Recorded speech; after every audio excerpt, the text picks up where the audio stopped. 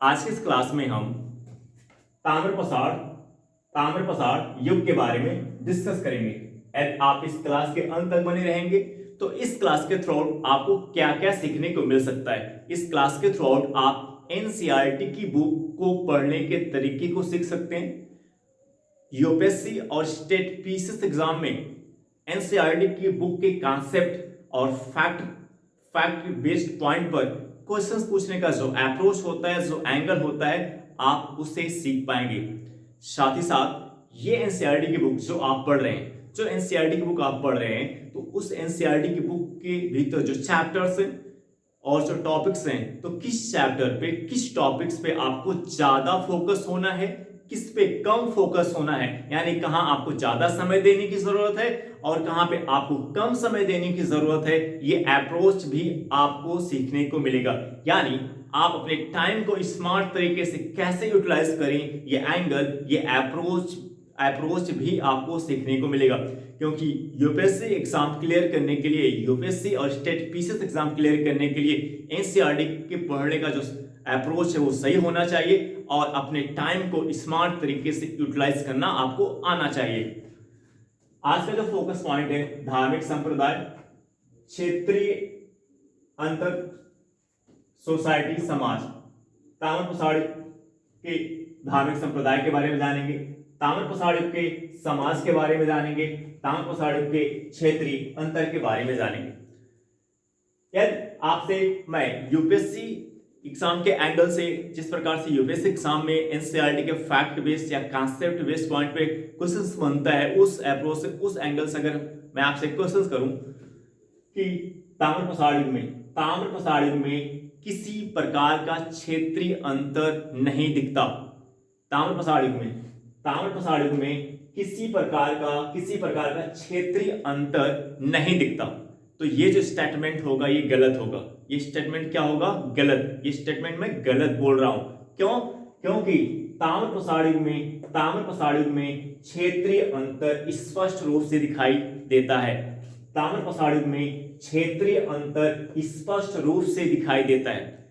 इस एंगल से हमने इस पॉइंट को क्यों डिस्कस किया? क्योंकि यूपीएससी एग्जाम में जो आप एनसीईआरटी की बुक से पढ़ के जाते हैं, टेस्ट सीरीज के through out, previous year question paper के थ्रू आउट जो लर्न करके आप जाते हैं, तो वहां पे एग्जैक्ट स्टेटमेंट जो NCERT previous year question paper या टेस्ट सीरीज का होता है, वो एग्जैक्ट स्टेटमेंट नहीं पूछा जाता। उस स्टेटमेंट्स में थोड़ा सा चेंज कर दिया जाता है। जैसे नाट, अगर नाट किसी स्टेटमेंट में नाट है तो आप नाट पढ़ के गए, नहीं होता है, तो उस नहीं को हटा करके कुछ और रख दिया जाएगा। तो जैसे यहाँ पे आपको क्या सीखने को मिल रहा है? आपको यह सीखने को मिल रहा है कि ताम्रप्रसार युग में क्षेत्रीय अंतर स्पष्ट रूप से दिखाई देता है। कैसे? पूर्वी भारत में चावल की खेती की जाती थी और पश्चिमी भारत में गेहूं और जौ का उत्पादन किया जाता था। क्षेत्रीय अंतर स्पष्ट रूप से दिखाई देता है। आप क्या सीख रहे हो? आपका कॉन्सेप्ट क्या कह रहा है? आपको क्या सीखने को मिल रहा है कि ताम्रप्रसार युग में क्षेत्रीय अंतर स्पष्ट रूप से दिखाई देता है। क्यों? क्योंकि पूर्वी भारत में चावल का उत्पादन होता था और पश्चिम भारत में गेहूं और जौ का उत्पादन होता था। अब अपने ये कॉन्सेप्ट आपने सीख लिया। अब इस कॉन्सेप्ट को एग्जाम में उल्टा करके पूछ सकता है। वो कह सकता है कि ताम्रप्रसार युग में किसी प्रकार का क्षेत्रीय अंतर नहीं दिखाई देता है। तो इस स्टेटमेंट क्या होगा? गलत होगा। क्योंकि आप क्या पढ़ के जा रहे हो? आप क्या सीख करके जा रहे हो? आप ये सीख करके जा रहे हो कि ताम्रप्रसार युग में क्षेत्रीय अंतर स्पष्ट रूप से दिखाई पड़ता है। क्यों? क्योंकि पूर्वी भारत में चावल का उत्पादन होता था और पश्चिम भारत में गेहूं और जौ का उत्पादन। इसके साथ ही साथ कैयत एरन जो मध्य प्रदेश मालवा,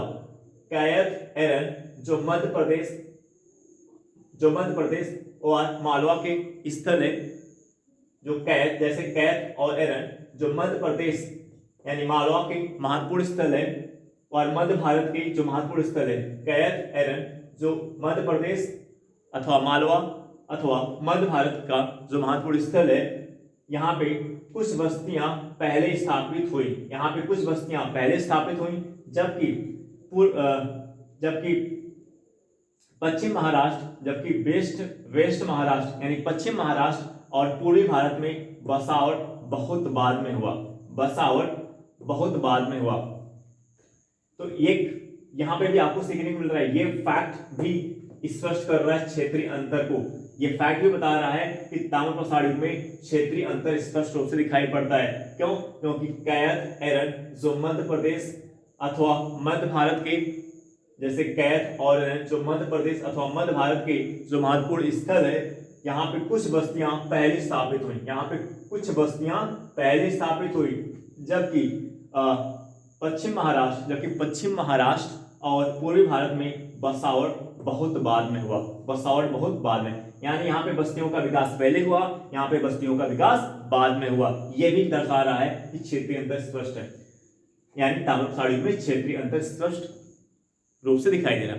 तो अब आपका जो एनसीईआरटी पढ़ने का अप्रोच है, केवल आप ये पढ़ के नहीं जाएंगे कि क्षेत्रीय अंतर स्पष्ट रूप से दिखाई दे रहा, आप रट के चले जा रहे हो, नहीं, क्योंकि इसके अंदर जो लॉजिक है, जो आप एग्जांपल दे रहे हो कि कैसे हो रहा है, कैसे आप कह रहे हो कि क्षेत्रीय अंतर स्पष्ट रूप से दिखाई दे रहा है, तो ये जो पॉइंट है, इस पॉइंट को भी यूपीएससी प्रीलिम्स एग्जाम में स्टेटमेंट के रूप में पूछा जा सकता है। यानी जिस पॉइंट के थ्रू इस फैक्ट को आप क्लियर कर रहे हो कि हाँ क्षेत्रीय अंतर स्पष्ट रूप से दिखाई दे रहा है, तो उस क्यों दिखाई दे रहा है, क्यों दिखाई दे रहा है, जो पॉइंट आप क्यों में पढ़ेंगे, जो पॉइंट वाई के एंगल से पढ़ेंगे, उस पॉइंट को भी स्टेटमेंट में डाल करके क्वेश्चंस पूछा जा सकता है। तो इसलिए अगर कोई पॉइंट आप एनसीईआरटी का पढ़ रहे हो तो क्यों, ऐसा क्यों हो रहा है। अगर हमने आपसे कहा कि, जैसे हमने आपसे कहा कि ताम्रप्रसार युग में क्षेत्रीय अंतर स्पष्ट रूप से दिखाई दे रहा था, तो अब आपको इसको रट के नहीं जाना है, क्यों दिखाई दे रहा है, आपको इसे भी जानने का प्रयास करना चाहिए। यही एनसीईआरटी के पढ़ने का सही अप्रोच होता है। उस स्टेटमेंट को, उस फैक्ट को केवल रटना नहीं है, ऐसा क्यों हो रहा है ये भी आपको जानना चाहिए, सीखना चाहिए। नेक्स्ट पॉइंट अगर हम आपसे डिस्कस करें, धार्मिक संप्रदाय की बात करें, ताम्रप्रसार युग के यदि हम धार्मिक संप्रदाय की बात करें, तो जो महिलाओं की टेराकोटा मूर्तियां, महिलाओं की जो टेराकोटा मूर्तियों की प्राप्ति की गई है। टेराकोटा मूर्तियां कैसी होती हैं? टेराकोटा जो मिट्टी की बनी होती है, ऐसी मिट्टी की बनी होती है जो पकी हुई नहीं होती, यानी पकी हुई नहीं होती, जो मिट्टी की बनी होती है और उसका जो आकार होता है टेढ़ा मेढ़ा आकार होता है, उसका आकार कैसा, भद्दाकार होता है, टेढ़ा मेढ़ा आकार होता है। तो ऐसी मूर्तियां जिनका आकार टेढ़ा मेढ़ा होता है, जो अपने सही आकार में नहीं होती, जिनका आकार टेढ़ा मेढ़ा होता है, उसको हम किस प्रकार की मूर्तियां कहते हैं? टेराकोटा मूर्तियां। और आपको यहाँ पे एक पॉइंट में क्लियर कर दे रहा हूँ कि जो यहाँ की टेराकोटा मूर्तियां है वो पकी हुई नहीं होती थी, पकी हुई मिट्टी की नहीं होती थी, कच्ची मिट्टी की बनी होती थी। किसकी बनी होती थी? कच्ची मिट्टी की बनी होती थी, यानी पकी हुई मिट्टी की नहीं बनी होती थी। ये भी एंगल आप दिमाग में बैठा लो। इससे क्या पता चलता है? ताम्रप्रसार युग से जो महिलाओं की टेराकोटा मूर्तियों की खोज की गई, इससे क्या पता चलता है? इससे पता चलता है कि ताम्रप्रसार युग के लोग माता देवी की पूजा करते थे। इससे क्या पता चलता है? महिलाओं की टेराकोटा मूर्तियों की प्राप्ति जो की गई, इससे क्या क्लियर होता है कि ताम्रप्रसार युग के लोग माता देवी की पूजा करते थे। ताम्रप्रसार युग के लोग माता देवी की पूजा करते थे। और इसके साथ ही साथ बिना पकी हुई नग्न मूर्तियों की प्राप्ति की गई है। बिना पकी हुई नग्न मूर्तियों की प्राप्ति की गई है। और ये भी दर्शा रहा है, इस पॉइंट से भी क्लियर हो रहा है कि इन नग्न मूर्तियों को किस रूप में यूटिलाइज किया जा रहा था? पूजा के लिए। यानी जो महिलाओं की जो टेराकोटा मूर्तियां प्राप्त हुई है और बिना पकी हुई जो नग्न मूर्तियां प्राप्त हुई है, इससे पता चलता है कि ताम्रप्रसार युग के लोग माता देवी की पूजा करते थे। इनाम गांव जो महाराष्ट्र में स्थित है, इनाम गांव जो महाराष्ट्र का एक महत्वपूर्ण स्थल था, या ताम्रप्रसार युग का इनाम गांव जो ताम्रप्रसार युग का एक महत्वपूर्ण स्थल है जो महाराष्ट्र में स्थित है। यहाँ पे माता देवी का एक चित्र यहाँ पे माता देवी की एक चित्र की खोज की गई है। इनाम गांव जो महाराष्ट्र में स्थित है, यहाँ से माता देवी का एक चित्र की खोज की गई है। ये फैक्ट क्या दर्शाते हैं कि ताम्रप्रसार युग के लोग संभवतः माता देवी की पूजा करते थे। अब नेक्स्ट पॉइंट अगर हम देखें तो यहाँ पे देखिए साड़ों की टेराकोटा मूर्तियां। टेराकोटा मीन्स जिनका आकार क्या होता है, टेढ़ा मेढ़ा आकार होता है, जो देखने में भद्दा होता है। तो सांडों की टेराकोटा मूर्तियों की प्राप्ति कहाँ से की गई? मालवा और राजस्थान से। सांडों की टेराकोटा मूर्तियों की प्राप्ति मालवा और राजस्थान से की गई है। मालवा किस स्टेट में पड़ता है? मध्य प्रदेश में। सांडों की टेराकोटा की मूर्तियां मालवा और राजस्थान से इसकी खोज की गई है। मालवा किस राज्य में? मध्य प्रदेश में। इससे क्या पता चलता है, इससे क्या क्लियर होता है? इससे स्पष्ट होता है सांडों की टेराकोटा मूर्तियां जो मालवा और राजस्थान से प्राप्त की गई हैं, इससे क्या क्लियर होता है? इससे पता चलता है कि ताम्र प्रसार युग के लोग सांड एक धार्मिक पंथ का प्रतीक था। ताम्र प्रसार युग में सांड एक धार्मिक पंथ का प्रतीक था। सांडों की टेराकोटा की मूर्तियां जो मालवा और राजस्थान से प्राप्त की गई, इससे क्या पता चलता है कि सांड एक धार्मिक पंथ का प्रतीक था। सांड एक धार्मिक पंथ का प्रतीक था। ठीक है, अब नेक्स्ट पॉइंट हम इसके समाज की बात करेंगे, ताम्र प्रसार युग की सोसाइटी की बात करेंगे, ताम्र प्रसार युग के समाज की बात करेंगे, सोसाइटी की बात करेंगे। तो सामाजिक स्तर पर हमें क्या देखने को मिलता है, ये एंगल हम डिस्कस करेंगे। तो यदि हम सामाजिक स्तर पर देखें, ताम्र प्रसार युग के समाज के स्तर पर देखें, तो यहाँ पे सामाजिक असमानता देखने को मिलती है। तो ताम्र प्रसार युग में सामाजिक स्तर पर देखें तो यहाँ पे सामाजिक असमानता की शुरुआत हो चुकी थी। ताम्र प्रसार युग में सामाजिक असमानता की शुरुआत हो चुकी थी। कैसे? अभी मैं डिस्कस करता हूं कि कैसे ताम्र प्रसार युग में सामाजिक असमानता की शुरुआत हो चुकी थी। तो इससे पहले मैं यूपीएससी एग्जाम में क्वेश्चन पूछने के एंगल को डिस्कस करता हूं। अब जैसे सामाजिक स्तर पर अगर ताम्र प्रसार युग के अंदर अगर सामाजिक स्तर पर समाज पे यूपीएससी प्रीलिम्स एग्जाम में क्वेश्चन पूछता है तो कैसे पूछेगा? तो स्टेटमेंट में डाल देगा कि ताम्र प्रसार युग में, ये जो क्वेश्चन है कॉन्सेप्ट बेस्ड, मैं आपको बता रहा हूँ कॉन्सेप्ट बेस्ड क्वेश्चन कैसे बनते स्टेटमेंट के आधार पर। तो स्टेटमेंट में डाल दिया कि ताम्र प्रसार युग में किसी भी प्रकार की सामाजिक असमानता नहीं देखने को मिलती।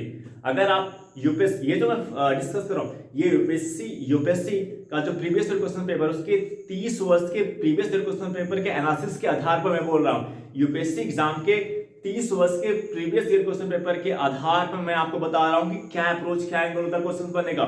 तो क्या स्टेटमेंट डाल सकता है? स्टेटमेंट ये डाल सकता है कि ताम्र प्रसार युग में किसी भी प्रकार की सामाजिक असमानता देखने को नहीं मिलती।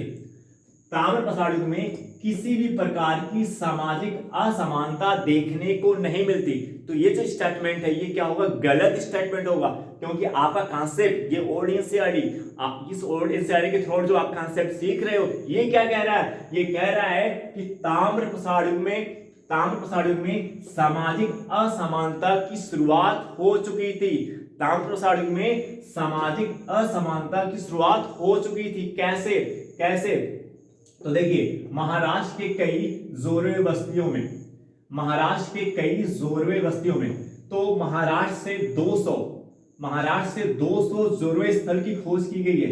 महाराष्ट्र से 200 जोरवे स्थल की खोज की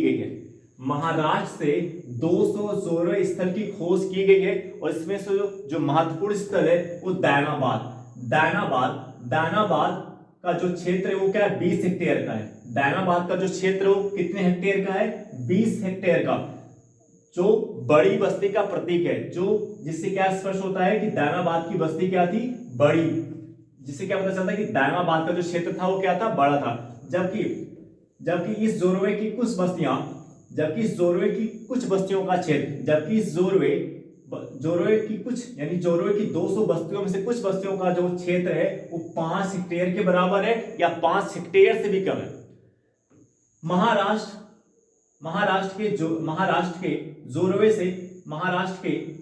में 200 जोरवे स्थल की खोज की गई है। महाराष्ट्र से 200 जोरवे स्थल की खोज की गई है। महाराष्ट्र से 200 जोरवे स्थल की खोज की गई है। इसमें से जो महत्वपूर्ण स्थल है वो क्या है, दायमाबाद।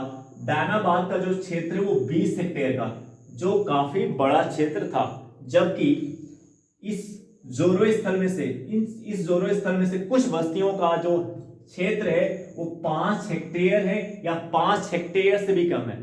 तो ये किस प्रकार की बस्ती है, छोटी बस्ती। यानी इन 200 जोरवे की बस्तियों में जो 200 जोरवे के स्थल महाराष्ट्र से खोजे गए हैं, इसमें जो महत्वपूर्ण और बड़ा स्थल है, बड़ी बस्तियों कौन है, दायमाबाद। और जो बस्तियां हैं उनका क्षेत्र 5 हेक्टेयर के बराबर या 5 हेक्टेयर से भी कम है। तो अब बताइए ये सामाजिक असमानता को दर्शा रहा है कि नहीं दर्शा रहा है। इस एग्जाम्पल से क्या क्लियर हो रहा है, इस एग्जाम्पल से क्लियर हो रहा है कि ताम्रप्रसाद युग में सामाजिक असमानता की शुरुआत हो चुकी थी। और भी कुछ एग्जाम्पल, जैसे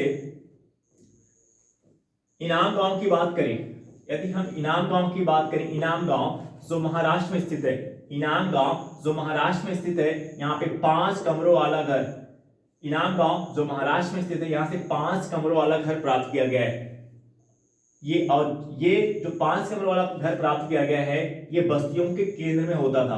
ये कहाँ पे होता था, बस्तियों के केंद्र में स्थित था। ये जो 5 कमरों वाला घर प्राप्त किया गया कहाँ पे था, बस जो 5 कमरों वालों के घर की खोज की गई इनाम गांव महाराष्ट्र से, ये बस्तियों के केंद्र में होता था। ये बस्तियों के केंद्र में होता था।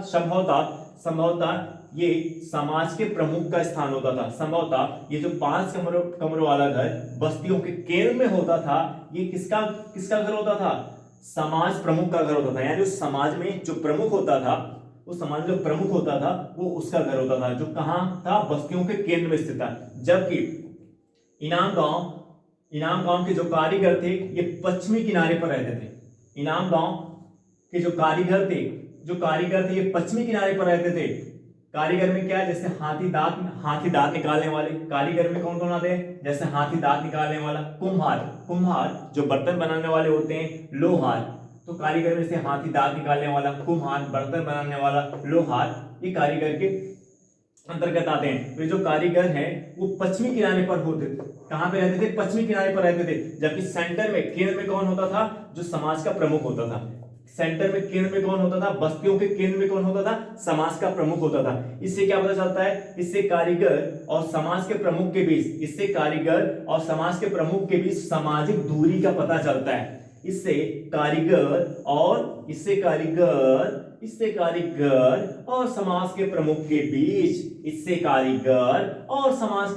के बीच सामाजिक दूरी का पता चलता है। इससे कारीगर और समाज प्रमुख के बीच, जो बस्तियों के केंद्र में होता था, इनके बीच सामाजिक दूरी का पता चलता है। ये पॉइंट भी क्या स्पष्ट कर रहा है, सामाजिक असमानता को दर्शा रहा है। तो अब आप देख रहे हैं, जो एग्जाम्पल आप देख रहे हैं, इन एग्जाम्पल से क्लियर हो रहा है कि ताम्रप्रसाद युग में सामाजिक असमानता की शुरुआत हो चुकी थी। ये एग्जाम्पल भी इसको स्पष्ट कर रहे हैं, क्लियर कर रहे हैं।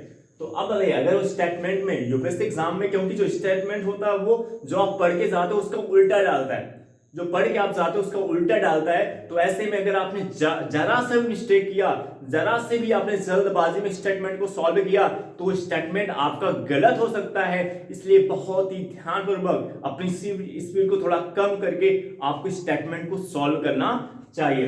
तो अब अगर आपके समूह स्टेटमेंट यूपीएससी एग्जाम में डालता है, आपने जो पढ़ा उसका उल्टा डाल दिया, क्या डाल दिया कि ताम्रप्रसाद युग में किसी भी प्रकार की सामाजिक असमानता देखने को नहीं मिलती, तो ये स्टेटमेंट क्या होगा, गलत होगा। ये स्टेटमेंट क्या होगा, गलत होगा। क्योंकि आपको क्या सीखने को मिल रहा है कि ताम्रप्रसाद युग में सामाजिक असमानता की शुरुआत हो चुकी थी।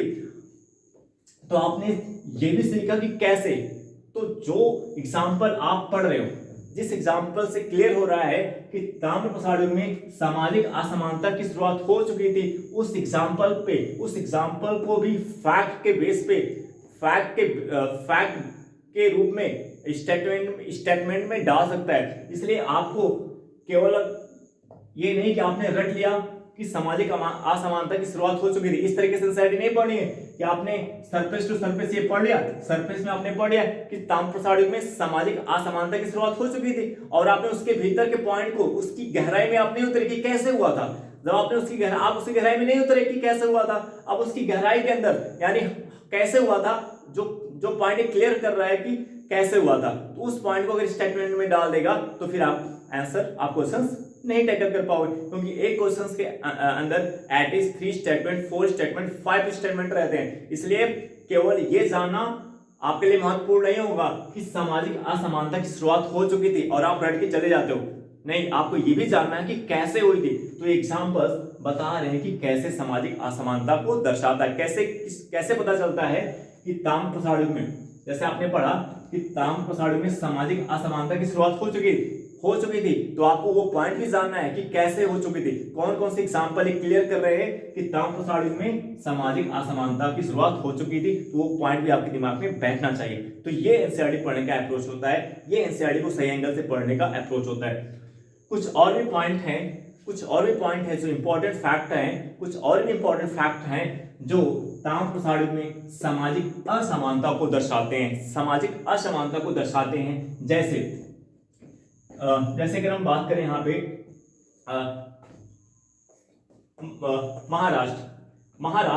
महाराष्ट्र के 2 प्रमुख स्थल नेवासा और चंडोली। महाराष्ट्र के 2 प्रमुख स्थल नेवासा और चंडोली से बच्चों को उनके गले में तांबा आधारित हार के साथ दफनाया गया है।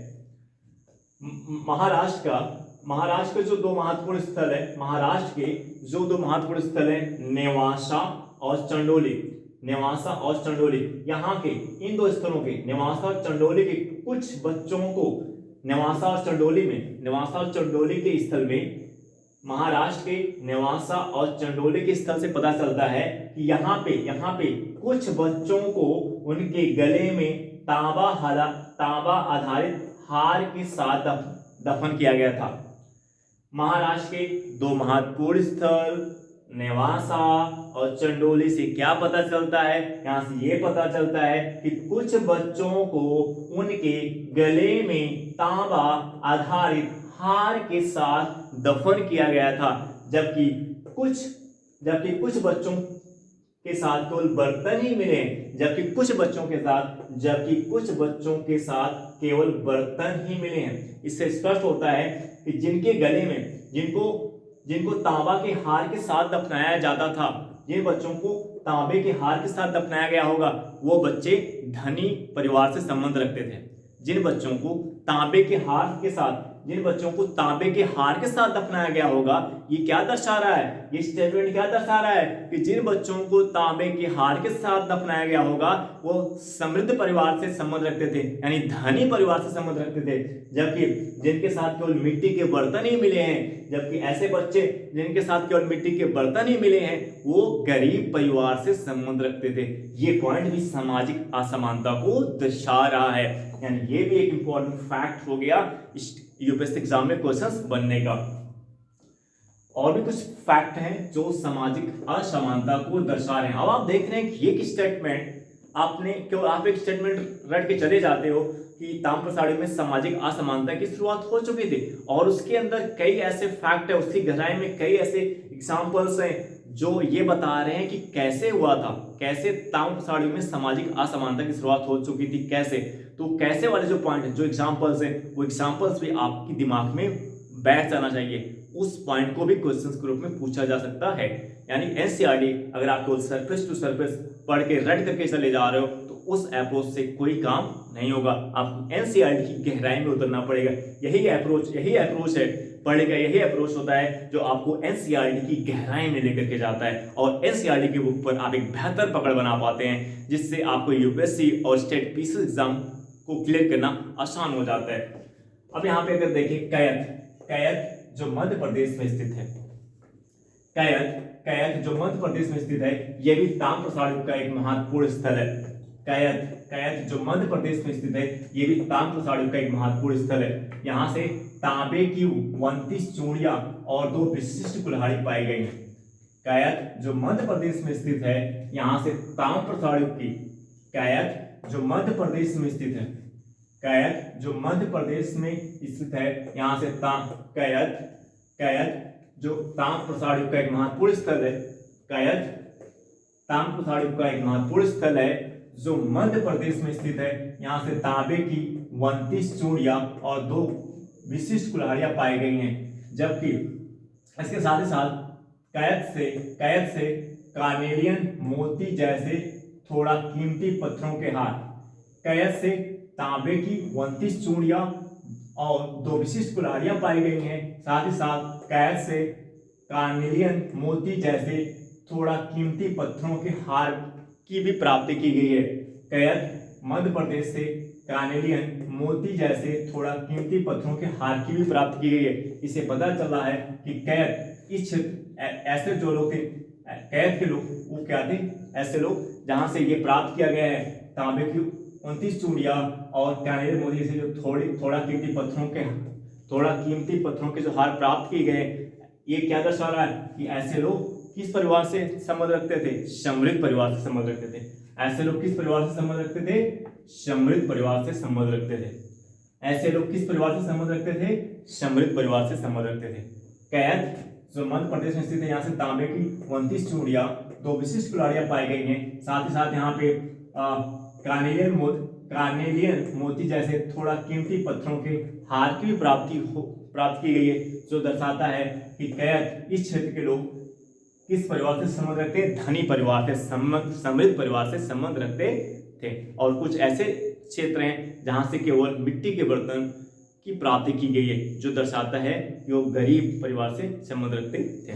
तो जो पॉइंट आपके सम्मुख में डिस्कस कर रहा हूं यहाँ पे, एक तो आपको क्वेश्चंस पूछने का एंगल, साथ ही साथ एनसीईआरटी की गहराई में कैसे उतरे, एनसीईआरटी की पढ़ने का सही अप्रोच, सही तरीका क्या होता है, ये पॉइंट भी आपको सीखने को मिल रहा है। तो आई होप दैट सभी पॉइंट में डिस्कस कर लिया है। आई होप दैट ये क्लास आपको अच्छी लगी होगी। इस क्लास के कॉन्सेप्ट और फैक्ट आपको समझ में आए होंगे। अब हम आपसे नेक्स्ट वीडियो में मिलेंगे। Okay bye.